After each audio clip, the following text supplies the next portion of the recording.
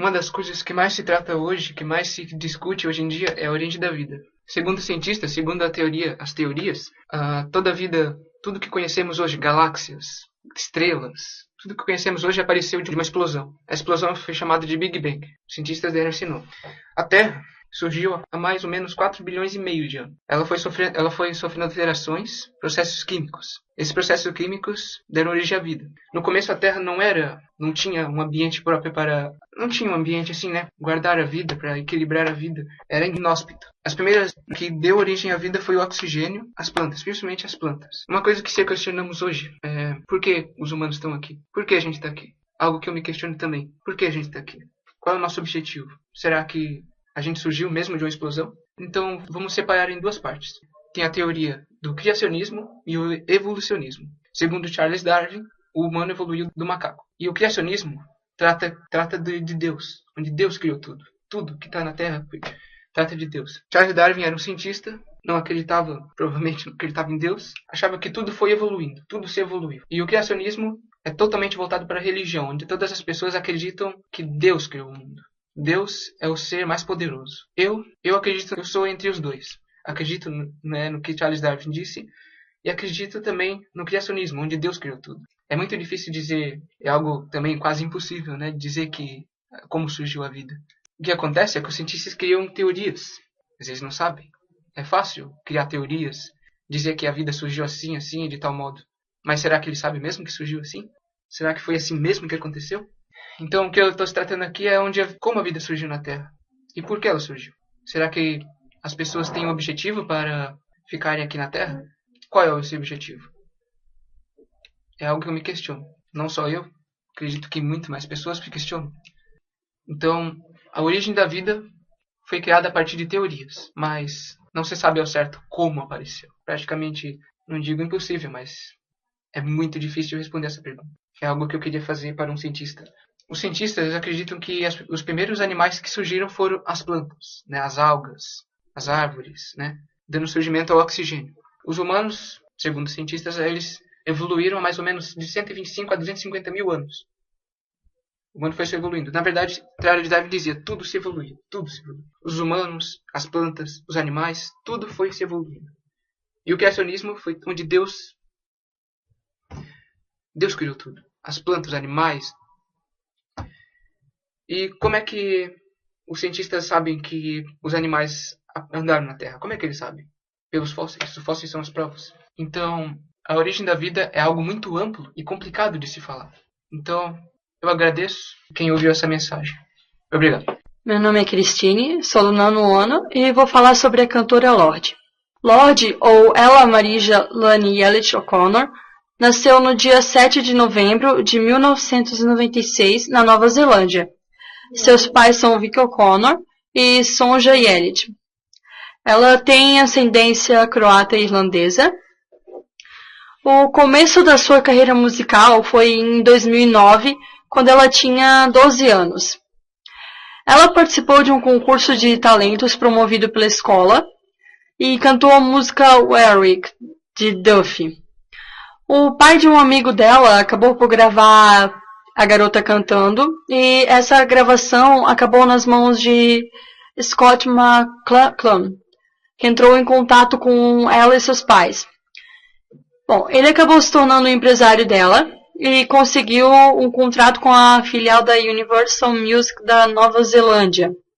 Ela adotou o nome artístico de Lorde por conta da fascinação que ela tinha pela realeza e pela aristocracia. No início, Lorde até pensou em duque, mas achou a palavra muito masculina. Em seguida, ela pegou a palavra Lord, um título de nobreza, uma palavra também masculina, e para deixar mais feminino, ela acabou acrescentando um E, formando então Lord.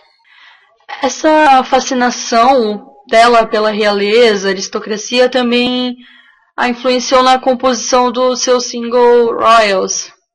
Quando ela assinou um contrato com a Universal Music da Nova Zelândia, ela passou a escrever canções em sua casa. Bom, contam relatos que ela chegava a passar de 10 a 12 horas por dia compondo canções, sendo que inicialmente ela compunha contos, mas aí ela se aperfeiçoou e passou a escrever essas canções. O auge da carreira musical dela foi após o single Royals ser lançado, alcançando grande sucesso. Com o Royals, a neozelandesa ganhou 2 Grammys em 2013, quando tinha apenas 17 anos, se tornando uma das pessoas mais jovens a ganhar um Grammy. Em um momento da sua carreira, Lorde era lembrada por fazer duras críticas ao modo de agir de outros artistas. Com isso, a cantora criou algumas polêmicas e muitas pessoas passaram a não gostar dela por causa disso. No entanto, sua personalidade forte apenas serviu para afirmá-la na fama.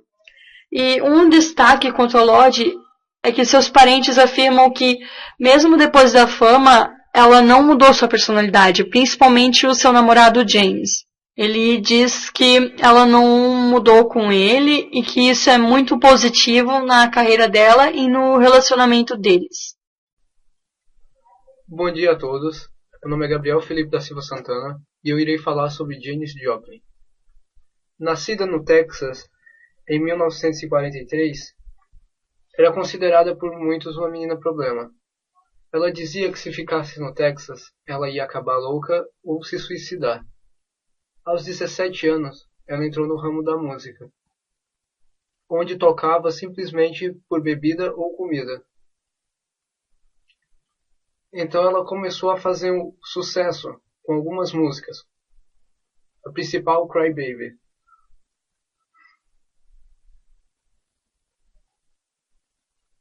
O ano da morte dela foi em 1970. Ela morreu aos 27 anos. Foi uma morte muito prematura, porque ela era uma cantora nova e ficou marcado na mente de todo mundo. Até hoje, existem muitos fãs pelo mundo inteiro. Uma grande filósofa com pensamentos maravilhosos. A frase dela que mais me chama a atenção é: o que se tem e que realmente importa são os sentimentos. Isso que é a música para mim. Essa frase marcou muito e por isso eu sou um grande fã dela. Meu nome é João Pedro e vou falar sobre os 3 serial killers mais conhecidos do mundo. Começando a nossa lista com o que mais cometeu assassinatos. Fag Behram, origem índia. Ele cometeu assassinatos entre 1790 a 1840. Fag Behram usava principalmente a capoeira, que é uma faixa usada na cintura principalmente com as roupas sociais daquela época. Foi adotada primeiramente pelos soldados britânicos e depois passou para a Índia. Fag Behram matou 931 pessoas e foi preso e condenado à forca. O segundo assassino mais conhecido é o Gilles de Montgrin. Ele nasceu na França e tinha o apelido de Gilles de Reais. Cometeu crimes entre 1432 e 1440. Ele cometeu crimes principalmente durante a guerra e matou entre 200 e 100 crianças, tirando os soldados que ele havia matado na guerra. Ele foi preso e condenado à forca. Depois seus restos foram queimados. Jack Van der Werf, também é conhecido como Jack Estripador ou Estripador de Viena. Nasceu na Austrália, mas também morou nos Estados Unidos e na Tchecoslováquia. Ele atuava principalmente matando garotas de programa. Ele as chamava para fazer um programa e assassinava-as estrangulando. Ele matou entre 10 e 15 garotas de programa. Ele foi preso, mas entre este período ele escreveu um livro e foi absolvido. Ele foi solto, mas começou a cometer os crimes novamente, assim sendo preso novamente e cumprindo uma pena de prisão perpétua. Mas acabou se enforcando na prisão. Existem muitos outros assassinos em série, mas esses são os mais conhecidos. O Eagles of Death Metal é uma banda de rock estadunidense que é formada por Jesse Hurts e Josh Homme, que é mais conhecido por ser o frontman do Queens of the Stone Age, e ela foi formada em 1997. A banda produziu pouco material porque Homme estava afastado devido às suas obrigações com o Queens of the Stone Age. Em 2004, a banda finalmente lançou um álbum de estreia, que é o Peace, Love and Death Metal. O primeiro single da banda é I Only Want You e apareceu na trilha sonora do jogo Gran Turismo 4 para PlayStation. Em 2 de outubro de 2015, eles estavam lançando seu quarto álbum de estúdio, que é o Zipper Down, e iniciaram uma nova turnê. Eles estavam se apresentando no Bataclan, numa casa de shows parisiense, quando ocorreu o ataque terrorista por parte do Estado Islâmico, que deixou aproximadamente 129 mortos, incluindo o Nick Alexander, que cuidava do marketing da banda e sangrou até morrer. O Josh estava realizando outros trabalhos, por isso não pôde estar presente no show durante o ataque. Só após 5 dias, a banda resolveu se manifestar publicamente sobre a tragédia. O vocalista Jess conta que a primeira pessoa que ele comunicou o ataque foi o Josh, e depois que achou uma saída e conseguiu fugir dos atiradores. Enquanto isso, o baixista estava escondido em uma sala do Bataclan e o engenheiro de som fugia da mira de um atirador que o perseguia. Jess diz que quer que o Eagles of Death Metal seja a primeira banda a se apresentar no Bataclan quando a casa reabrir, e ele terminou a entrevista que ele deu dizendo: "Eu mal posso esperar para voltar a Paris. Nossos amigos foram lá ver rock and roll e morreram, e eu vou voltar lá e viver." O comunismo é definido como uma doutrina ou ideologia de propostas políticas, econômicas e sociais que visa a posse do poder do trabalhador, a criação de uma economia que define as classes sociais e as empresas privadas, tornando-as públicas. O criador dessa ideologia foi Karl Marx, com o livro Destino Manifesto. As vantagens do comunismo são: não há classes sociais. Tudo é dividido igualmente entre todos, e todos têm direito à mesma tecnologia, educação e saúde. As desvantagens são: você não tem liberdade de escolha. O governo define a sua profissão, o local de trabalho e onde você irá morar.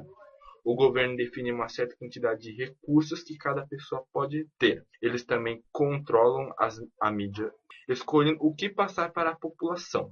Nenhum país é comunista. Todos adaptaram esta ideologia para continuar no poder. Países que se dizem comunistas, mas na verdade são ditaduras, são Coreia do Norte, Venezuela e Laos. Com isso, podemos dizer que o comunismo é uma utopia, algo que em pensamento é perfeito, mas na prática é improvável. Eu vou falar sobre o Armandinho.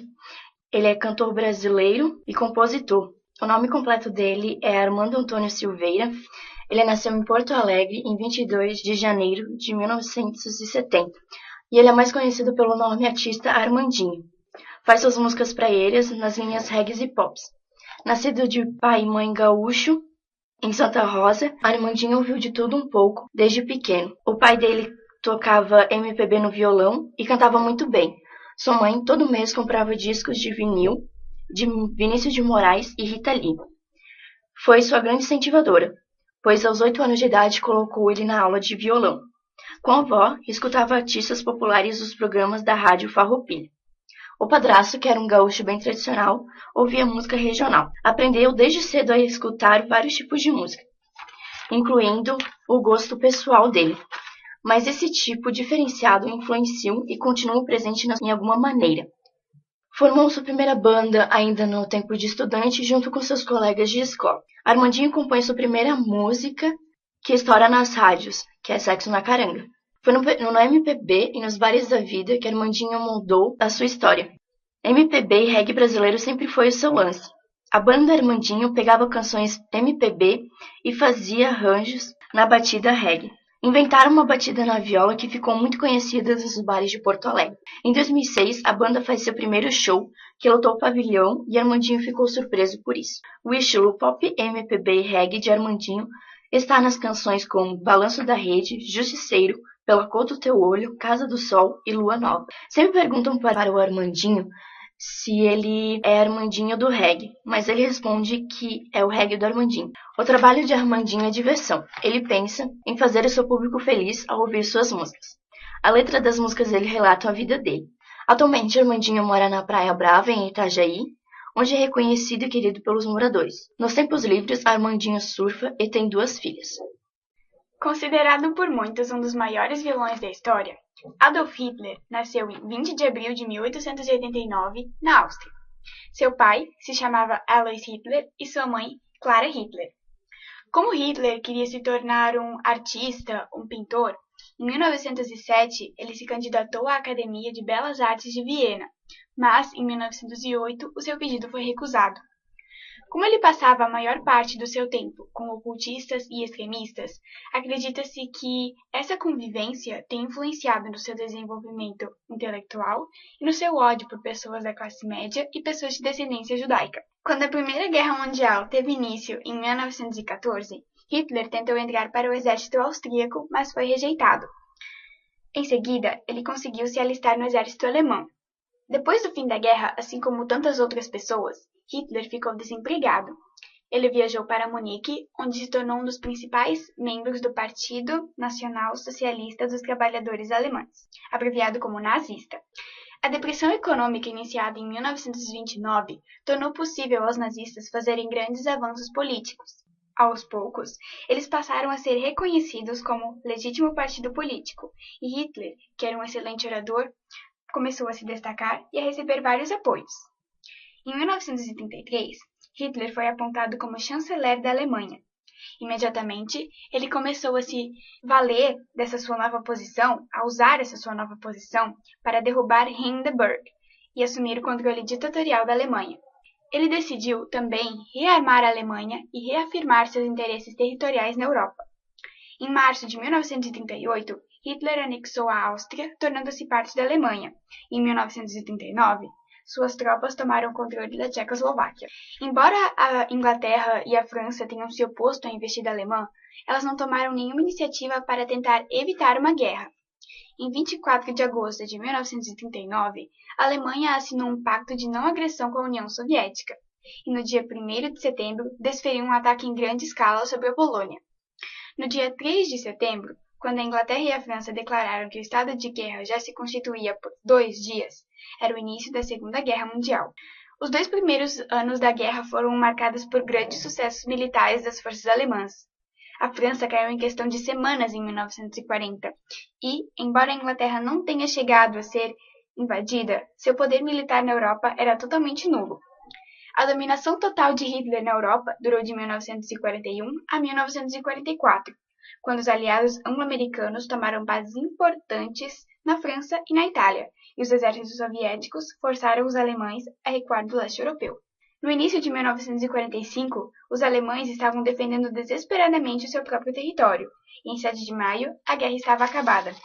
O espírito de Hitler entre 1939 e 1942 era de um invencível otimismo. Seus planos eram para um império germânico que durasse 1000 anos. Para realizar esse sonho, ele criou uma rede de crematórios em massa para a execução de judeus, ciganos e outros povos que ele considerava indesejáveis. Entre 1943 e 1945, Hitler foi se tornando uma pessoa cada vez mais deprimida e irritada. Ele passou a se envolver com crenças ocultas e acreditar que uma forma de magia negra, envolvida com armas secretas, poderia salvar a Alemanha da derrota.